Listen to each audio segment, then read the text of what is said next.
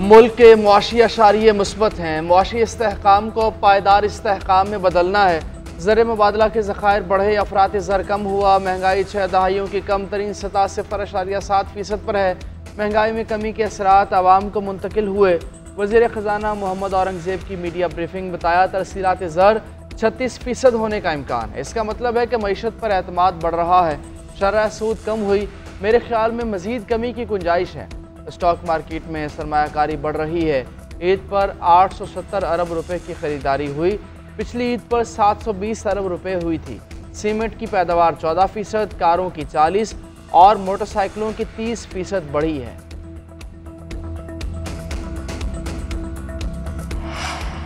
Governance में बेहतरी और कारकर्दगी का जायजा। IMF वफ़द पाकिस्तान में मौजूद 30 महकमों के साथ कारकर्दगी बेहतर बनाने के लिए मुज़ाकरात करेगा। वज़ारत ख़जाना, स्टेट बैंक, FBR, मनसूबाबंदी और निजकारी कमीशन से मुज़ाकरात schedule. Auditor general, NAB, FIA, OGRA और दिगर हुकाम मुलाकात करेंगे। बैंकिंग सेक्टर और तामीराती शोबों में मुसाबकत का जायजा लिया जाएगा। IMF ने 2 माह में पाकिस्तान में गवर्नेंस में बेहतरी के लिए दूसरा मिशन भेजा है। वज़ीर ख़जाना का कहना है कि IMF वफ़द बजट के लिए नहीं आया। IMF के दौरे की तफसीलात मंज़िर आम पर न लाने का फैसला। ज़राए वज़ारत ख़जाना के मुताबिक वफ़द का कोई तहरीरी शेड्यूल भी जारी नहीं किया जाएगा। मुलाकातों की इत्तलात मुतल्लिका महकमों को फ़ोन पर ही दी जाएंगी।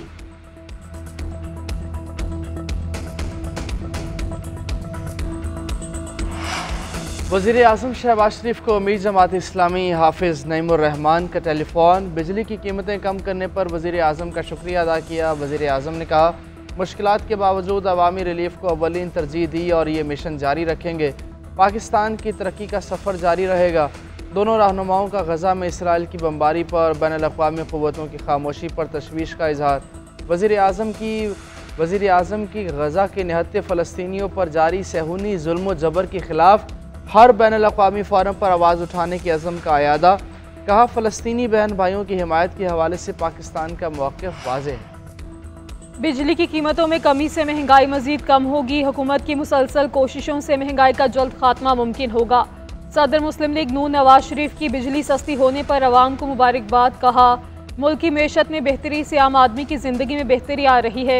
हुकूमत गरीबों और मिडिल क्लास की ज़िंदगी में आसानी लाने की पूरी कोशिश कर रही है।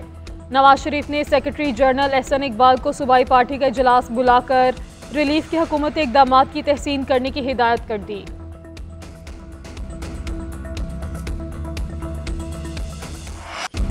सदर जरदारी 1-2 रोज़ में हॉस्पिटल से डिस्चार्ज हो जाएंगे। सदर की सेहत अब बेहतर हो रही है, परेशानी की कोई बात नहीं। सदर जरदारी के मुआलिज डॉक्टर आसिम की मीडिया से गुफ्तगू। कहा, कराची के निजी हॉस्पिटल में सदर ममलिकत आसिफ अली जरदारी का बेहतरीन इलाज जारी है।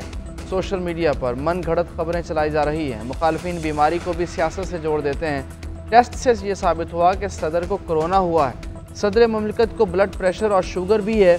कोरोना अभी पाकिस्तान में मौजूद है। सीनियर डॉक्टर्स की टीम सदर ममलिकत को देख रही है। सदर अपनी हॉस्पिटल से फुटेज जारी करते हैं या नहीं, ये उनका सियासी फैसला है।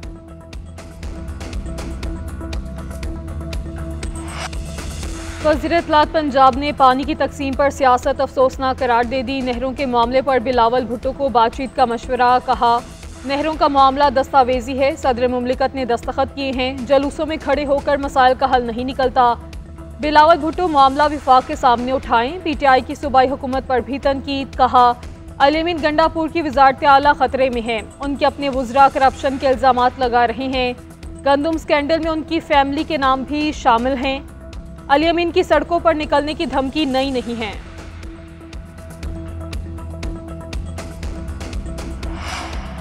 नहरों के मामले पर सदर की मीटिंग के मिनट्स में मंजूरी का लफ्ज़ कहीं नहीं। हो सकता है अस्मा बुखारी ने जानबूझकर बयान दिया हो। वो चाहती होंगी कि पीपल्स पार्टी और नून लीग में टकराव हो। वज़ीर इत्तलात के मनसब पर ऐसी गैर जिम्मेदारी नहीं होनी चाहिए। शर्जील मेमन की अस्मा बुखारी पर तनकीद। कहा, नून लीग में कुछ नासमझ लोग हैं जो आइन नहीं पढ़ते बयान दे देते हैं। तहरीक इंसाफ को भी आड़े हाथों लिया। बोले, बैरूनी हाथ पाकिस्तान को नुकसान पहुँचाने की कोशिश कर रहे हैं। अली अमीन गंडापुर अपने हल्के नहीं जा सकते। KP में दहशतगर्दी बढ़ती जा रही है। वजह PTI है। PTI ने ही कहा था कि तालिबान के दफ्तर खुलने चाहिए। उनकी तवज्जो अमन आमा पर होनी चाहिए।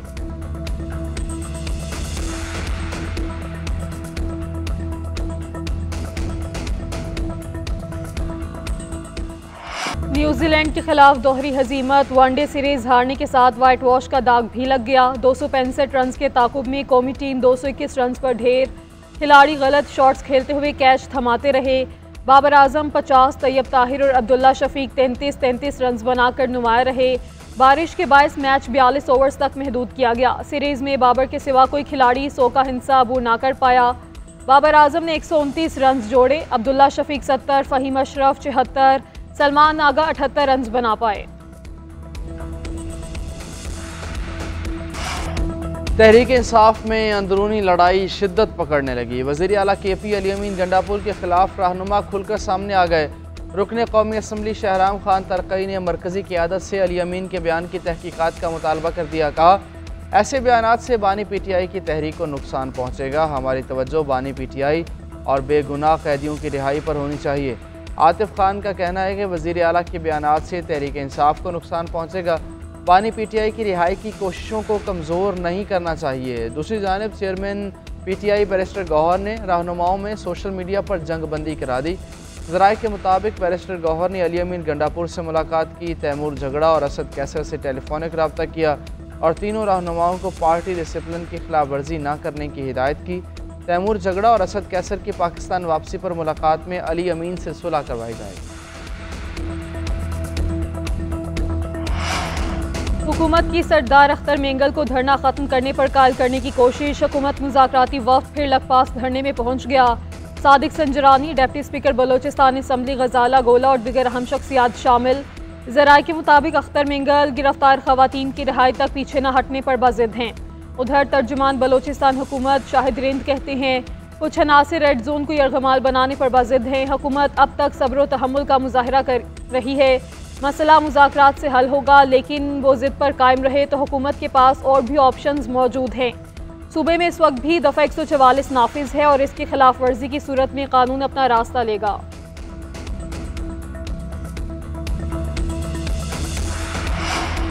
अफगान सिटीज़न कार्ड होल्डर्स के इनखला का अमल जारी। पेशावर में 1,60,000 से ज़्यादा अफगान कार्ड होल्डर्स की निशानदही। ज़िले इंतज़ामिया का कहना है कि अभी तक कार्रवाई के अहकामात नहीं मिले। गैर मुल्कियों को रज़ाकाराना तौर पर अपने वतन भेजा जा रहा है। फैसलाबाद में 142 गैर मुल्की बाशिंदे डिपोर्ट। रावलपिंडी से 50 से ज़्यादा अफराद को तहवील में लिया गया। पंजाब के मुख्तलिफ इलाकों से मजमूई तौर पर 1260 अफगान बाशिंदों को डिपोर्ट किया जाएगा। पंजाब में नए सहूलत बाज़ार कायम करने की मंजूरी। वज़ीर आला पंजाब का 13 नए बाज़ारों के ज़ेर तामीर प्रोजेक्ट जल्द मुकम्मल करने का हुक्म। अगस्त की डेडलाइन दे दी। बहावलपुर, अटक, मरी, सांगला और दीगर शहरों में बनाए जाएंगे। तमाम सहूलत बाज़ारों को सोलर पर मुंतकिल करने की भी मंजूरी। 69 करोड़ रुपए से ज़ायद के फ़ंड्स मंजूर। मरीम नवाज़ ने कहा कि सहूलत बाज़ार कायम करने का मकसद कमज़ोर और मुतवसत तबके को अशियाए खुरोनोश कम नर्ख पर फराहम करना है। नवाज शरीफ के विजन के तहत महंगाई का खात्मा किया जा रहा है।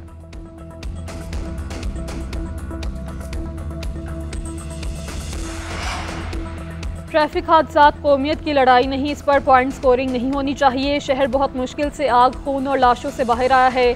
अल्फाज के चुनाव में एहतियात करें, सब मिलकर चलेंगे। सिंध हुकूमत हादसात के शहदा के लवाहिकीन को 1-1 करोड़ रुपए मुआवजा अदा करे। वज़ीर सेहत मुस्तफ़ा कमाल का मुतालबा। बोले, सिंध बिल्डिंग कंट्रोल अथॉरिटी में तरामी मुस्तरद करते हैं। SBCA से मुतालिक कानून साजी शहर को मजीद तबाह करेगी। पीपल्स पार्टी से गुजारिश है करप्शन रोके। IMF प्रोग्राम के बावजूद हुकूमत ने कीमत कम की। हुकूमत ने अवाम की सहूलत के लिए मुश्किल फैसला हिम्मत से किया कि इलेक्ट्रिक के अलावा कराची में कोई ऑप्शन नहीं। महंगाई कम करने में आर्मी चीफ का कलीदी किरदार है।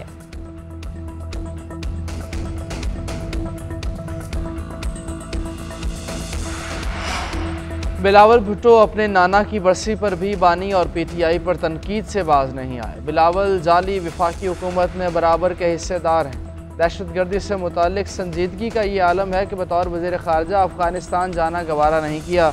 वफाकी हुकूमत ख़ुद अफ़गानिस्तान से बात करती है, ना हमें करने देती है। मुशीर इत्तलात KP बैरिस्टर सैफ कहते हैं, दहशतगर्दी के ज़िम्मेदार कई दहाइयों से इक़्तिदार की बारियाँ लेने में मसरूफ़ हैं। बानी PTI तो 2018 में आए। दहशतगर्दी का नासूर कई दहाइयों से जारी है। पानी के दौर में तो दहशतगर्दी ख़त्म हो चुकी थी।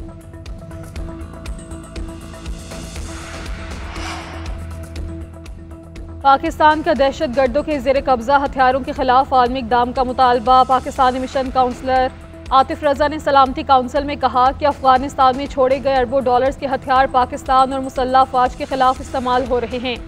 कलादम TTP अफगानिस्तान से बिला रोक टोक कार्रवाइयाँ करती है। शराकतदारों से छोड़े गए हथियारों के ज़ख़ीरे को वापस लेने का मुतालबा। अवाम खारजियों से मुतनफ़िर होने लगे। हलाक खारजी शहरयार की वालिदा ने कहा कि खारजियों ने मेरे बेटे को हुकूमत के खिलाफ किया। कई मरतबा वापस बुलानी गई मगर मेरे बेटे को वापस नहीं किया। रूह अल्लाह नामी दहशत गर्द के वालिद का भी बेटे से लाताल्लुकी का इजहार। कहा कम उम्र नौजवान दहशत गर्दी में इस्तेमाल हो रहे हैं। मजहब का लिबादा ओढ़े खारजी अवाम के दुश्मन हैं। पाकिस्तान बिजनेस फोरम का इम्पोर्टेड कपास पर तहफ़्फ़ुज़ात का इजहार। वज़ीर नेशनल फूड सिक्योरिटी को ख़त लिख दिया। मकामी कपास का इस्तेहसाल रोकने का मुतालबा। खत में लिखा कि दरामदी कपास पर ड्यूटी 0 और मकामी कपास पर 18% सेल्स टैक्स है। मकामी पैदावार से कम 1,50,00,000 गांठों का टारगेट पूरा करना है। सीड कंपनीज ने माफिया बनाया हुआ है। काश्तकार को जायज़ कीमत नहीं मिल रही। साजिश के तहत कपास की काश्त का रकबा कम कराया गया। हुकूमत मामले पर फैक्ट फाइंडिंग कमीशन बनाए। तफसीलात सामने आ जाएंगी।